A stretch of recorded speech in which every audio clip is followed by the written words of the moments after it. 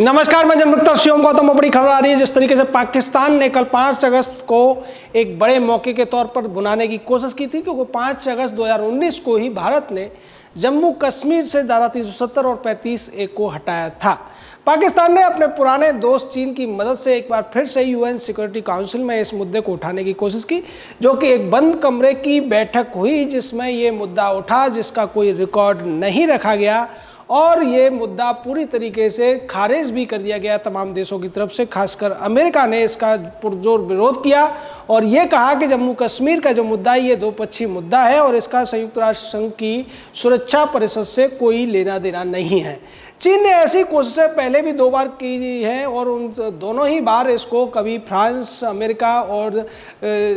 UK की तरफ से इसको मात खानी पड़ी, कभी रूस की तरफ से मात खानी पड़ी। एक बार फिर से चीन ने यही कोशिश 5 अगस्त को की और उसमें भी उसको हार का सामना करना पड़ा। ये जानकारी भारत के जो स्थायी राजदूत हैं संयुक्त राष्ट्र संघ के अंदर, UN तिरुमूर्ति, उन्होंने दी और उन्होंने कहा कि पाकिस्तान की तमाम कोशिशें एक बार फिर से बेकार चली गई और पाकिस्तान ये चाहता था कि भारत को जम्मू कश्मीर के मुद्दे पर घेरने की कोशिश की जाए और ये दिखाने की कोशिश की जाए कि भारत ने 370 और 35A को हटाकर जम्मू कश्मीर में UN के जो चार्टर है उसका उल्लंघन किया है, क्षेत्रीय जो शांति है उसको भंग करने की कोशिश की है। ये कोशिश चीन की तरफ से की गई थी। हालांकि चीन के विदेश मंत्रालय ने एक बयान जारी भी किया और उसने कहा कि भारत ने जो जम्मू कश्मीर के अंदर एक तरफा कार्रवाई की है वो ठीक नहीं है और इससे क्षेत्रीय अशांति को बढ़ावा मिलेगा।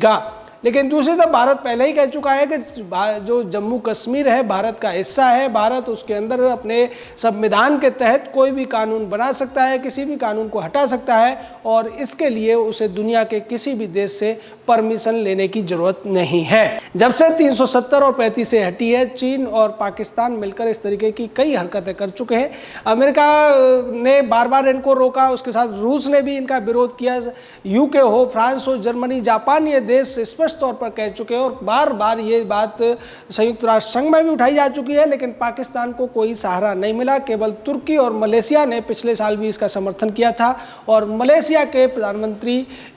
महातिर मोहम्मद को इसका खामियाजा भी भुगतना पड़ा जब उनकी सत्ता चली गई और उनकी जगह मोहम्मद यासीन वहाँ के प्रधानमंत्री बने। तो इस स्थिति में अब पाकिस्तान पूरी तरह से अकेला पड़ चुका है। चीन उसका साथ इसलिए दे रहा है क्योंकि चीन पाकिस्तान के कंधे पर रखकर बंदूक चलाना चाहता है। वो भारत के जो ज़मीनें हैं उन पर अपनी विस्तारवादी नीति को आगे बढ़ाकर पाकिस्तान से भी ज़मीनों को हड़पना चाहता है और भारत की ज़मीनों पर भी उसकी गंदी नज़र है। चीन ये चाहता है कि अगर वो पाकिस्तान की मदद करता है तो जो CPEC बन रहा है, जो कि जम्मू कश्मीर के ही गिलगित बाल्टिस्तान से होकर निकल रहा है, उसमें उसका निष्कंटक राज हो जाएगा और वहाँ उसका विरोध करने वाला कोई नहीं होगा। लेकिन भारत ने जैसा कि दौलत बेग ओल्डी तक अब सड़क बना ली है और उसकी सीधी नज़र CPEC का जो दर्रा है, उस दर्रे से जहाँ से होकर गुजरता है CPEC,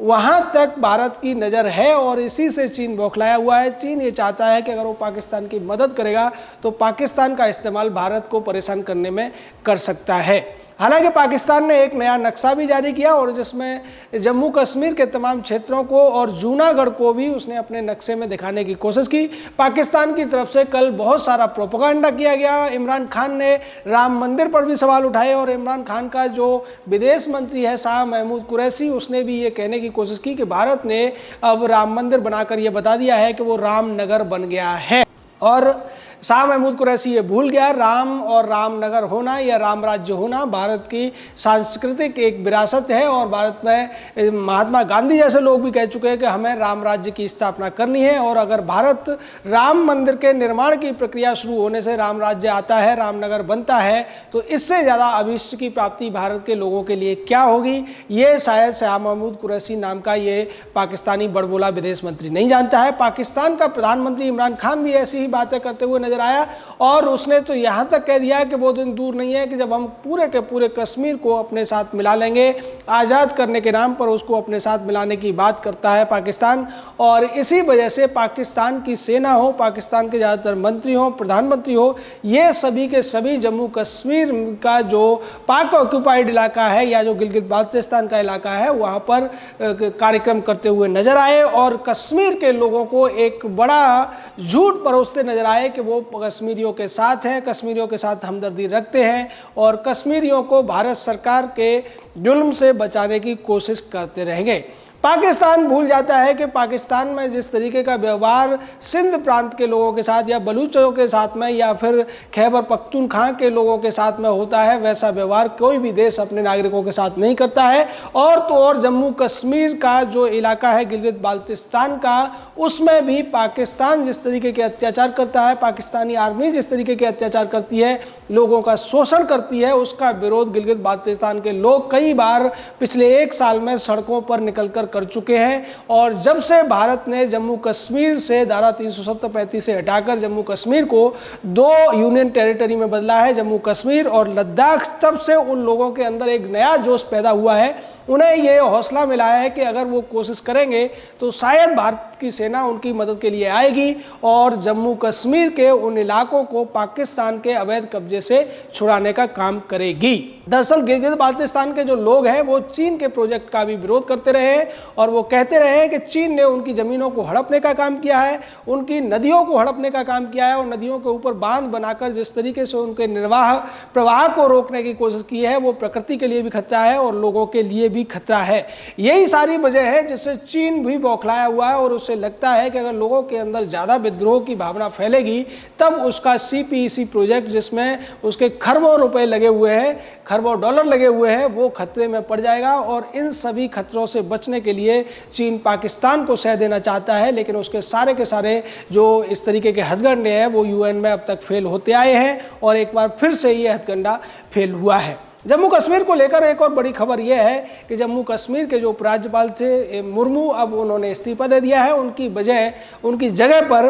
मनोज सिन्हा जो रेल मंत्री रह चुके हैं वो अब जम्मू कश्मीर के उपराज्यपाल बनेंगे, केंद्रीय मंत्री रह चुके हैं और इनका नाम उत्तर प्रदेश के मुख्यमंत्री के तौर पर भी पहले कुछ दिनों चला था, लेकिन बाद में मुख्यमंत्री के तौर पर जब योगी आदित्यनाथ को वहाँ नियुक्त किया गया, बनाया गया, उसके बाद में मनोज सिन्हा जब दूसरी सरकार आई थी उसमें मंत्री नहीं बने थे, लेकिन अब उन्हें जम्मू कश्मीर का नया उपराज्यपाल बनाया जा रहा है। और जिस तरीके की स्थितियाँ जम्मू कश्मीर में पिछले 1 साल में बदली है, 1 साल में वहाँ बहुत कुछ विकास हुआ है। 1 साल के अंदर जिस तरीके से पत्थरबाजी की जो घटनाएं हैं उनमें काफ़ी ज़्यादा कमी आई है। साथ ही साथ वहाँ जो युवा आतंकवाद की तरफ भागते थे, आतंकवाद के प्रति आकर्षित होते थे, उनमें भी बहुत भारी गिरावट देखने को मिली है। और ये सारी चीज़ें हैं, ये वो स्थितियां हैं जो बताती हैं कि जम्मू कश्मीर बहुत कुछ बदल रहा है वहाँ के लोगों में। साथ ही साथ जिस तरीके से वहाँ लाखों लोगों को जम्मू कश्मीर की नागरिकता नहीं थी, वहाँ का निवास प्रमाण पत्र नहीं मिलता था, जबकि वो वहीं पैदा हुए थे, वहाँ कई दशकों से रह रहे थे, अब उन लोगों के लिए भी राहत की सांस है। और अब तक 4 लाख लोगों को डोमिसाइल सर्टिफिकेट दिया जा चुका है, जिसके बाद वो जम्मू कश्मीर की जो सरकारी नौकरियाँ हैं उनमें अप्लाई कर सकते हैं, सरकारी सुविधाएँ ले सकते हैं, जम्मू कश्मीर विधानसभा के लिए वोट कर सकते हैं और जिन अधिकारों से वो अब तक वंचित थे उनको प्राप्त कर सकते हैं। साथ ही साथ जो लोग पहले से जम्मू कश्मीर का डोमिसाइल जिनके पास था और जिनके ऊपर भारत के तमाम जो दूसरे कानून थे उनका फ़ायदा वो नहीं ले पाते थे, जैसे RTI का एक्ट हो, RTE का एक्ट हो या जो दूसरे एक्ट हो, सुप्रीम कोर्ट के मामले में हो या संविधान के मामले में हो, अब उनको भी वो सारे कानूनों का फ़ायदा मिल रहा है और समान नागरिकता का भी फ़ायदा उनको अब देखने को मिल रहा है, जिसकी वजह से जम्मू कश्मीर में विकास की जो एक नई बयार बही है वो और ज़्यादा तेज़ी से बहने लगी है। तो इस तरीके से जम्मू कश्मीर की स्थितियों को बदलने के लिए 5 अगस्त का दिन, पिछले साल का जो एक ऐतिहासिक दिन था, उसने काफ़ी बड़ी भूमिका निभाई है। और बावजूद इसके जिस तरीके से पाकिस्तान हो, चीन हो, ये जो देश हैं जिस तरीके का प्रोपेगेंडा कर रहे हैं, या फिर भारत के जो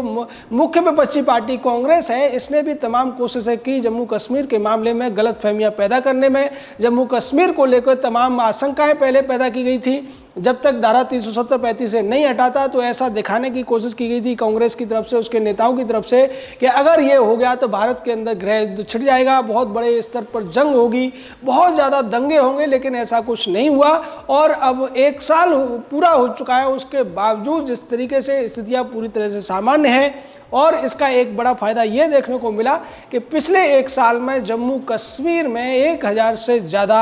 आतंकवादियों को सेना और सुरक्षा बलों ने मार गिराया। तो ये बड़ी स्थिति है और तमाम लोगों को गिरफ्तार किया गया। आतंकवाद को काबू में करने में अब सुरक्षा बलों को और सेना को जिस तरीके से फ्री हैंड मिल गया, क्योंकि 370 लगे होने की वजह से जब सुरक्षा बल अपना कन्वॉय लेकर कहीं कार्रवाई करने के लिए जाते थे तो वहां पर स्थानीय भीड़ जो कि अलगाववादियों और पाकिस्तान परस्त लोगों के बहकावे में आकर भड़कती थी, वो पत्थरबाजी किया करती थी और कई बार तो स्थितियां ऐसी ज्यादा स्थिति में आ जाया करती थी कि जो सुरक्षा बल थे उनकी जान तक खतरे में पड़ जाया करती थी। लेकिन जैसे ही 370 और 35 से हटाया गया उसके बाद भारत के तमाम जो कानून थे वहां लागू हो गए और पत्थरबाजी करने वालों के ऊपर अब जिस तरीके से रासुका लगाया गया, राष्ट्रद्रोह का कानून लागू हुआ, उसके बाद पत्थरबाजी में बेहद कमी आई और साथ ही साथ जो लोग पत्थरबाजों की मदद कर रहे थे उनके ऊपर एनआईए ने बड़ी कार्रवाई की, उनको जेलों में डाला गया, उनके ऊपर कार्रवाई की गई, उनकी संपत्तियां जब्त की गई। तब से जो स्थितियां हैं वो काफी ज्यादा सामान्य हुई हैं और एक साल में जितनी उम्मीद थी उससे ज़्यादा बेहतर काम हुआ है। आने वाला साल और ज़्यादा बेहतर होगा। इसी के साथ हम कामना करते हुए कह सकते हैं कि जम्मू कश्मीर अब बहुत ज़्यादा बदल चुका है। जय हिंद, जय भारत।